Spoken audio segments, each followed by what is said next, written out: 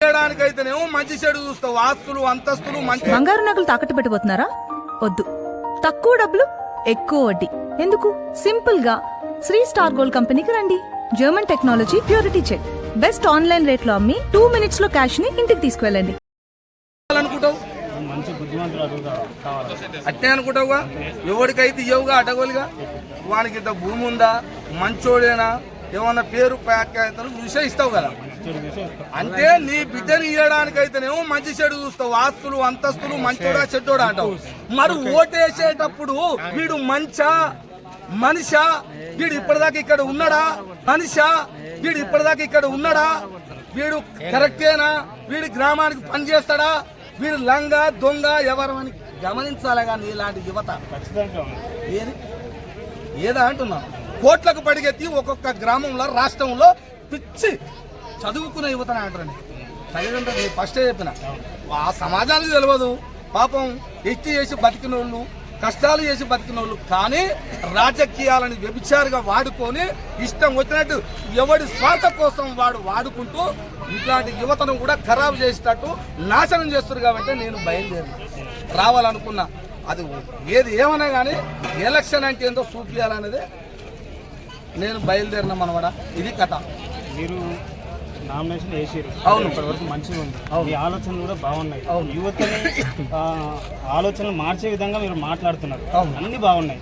మరి ఈ నామినేషన్ వేసిన తర్వాత ప్రధాన పార్టీల నుంచి కూడా మీకు ప్రలోభాలు గురి చేస్తారు, డబ్బులు ఇస్తామంటారు, ఇన్ని వాళ్ళు సర్వశక్తిలో కొడతారు మిమ్మల్ని విత్డ్రా చేసుకోవడానికి. తర్వాత ఏంది పరిస్థితి? మీ కార్యాచరణ ఎట్లుండబోతుంది ఆ విధంగా వస్తే?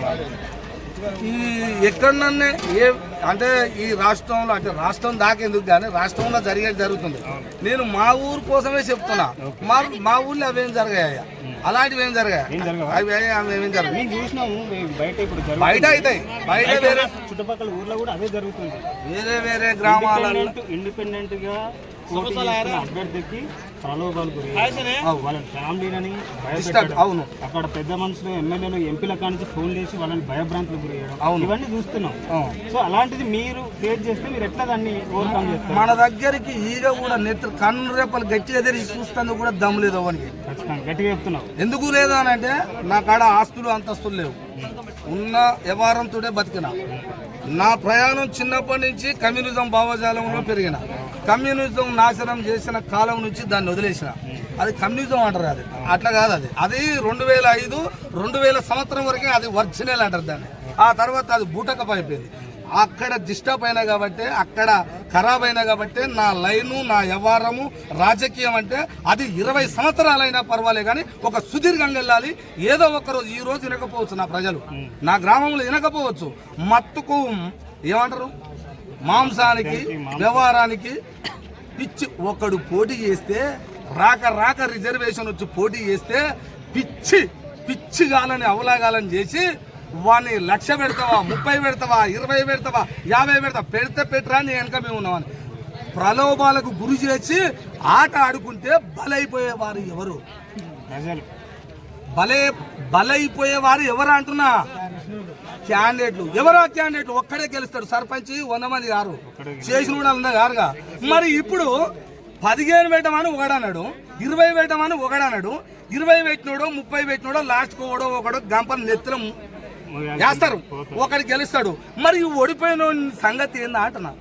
అంటే ఏమంటారు తెప్ప, లాస్ట్ కు వాడు చీటర్ రాబాయి అనేది ప్రజలే. మళ్ళా వాని సొమ్మంతా తాగినోడు ఒకడు, వాని పెట్టడానికి చెప్పినోడు ఒకడు. వానికి ఏమన్నా రేపు ఓడిపోయినాక సిగ్గి లజ్జుంటుందా ఊళ్ళో? మనిషి అంటారా అండి? ప్రజాపాలనలో ప్రజలకు ఒక ఊరు అన్నప్పుడు ఇది పార్టీలు కాదు. ఎవడో అంటాడు, ఆ పిచ్చోడు తలకాయ ఉందా, రాజకీయాలు చేసిండా, వానికి రాజకీయ సంగతి తెలుసా తెలియదా? గ్రామ అభివృద్ధి ఎలక్షన్లలో రాజకీయం అని పేరు ఆడొచ్చా? ఎవడన్నా రాజకీయ పేరు వాడొచ్చా? సోయి ఉందా వాడికి? నేను చెప్తున్నా, సవాల్ ఇస్తున్నా, ఇప్పటికైనా సోయి ఉందా అంటున్నా. రాజకీయం అని పేరు వాడొచ్చా?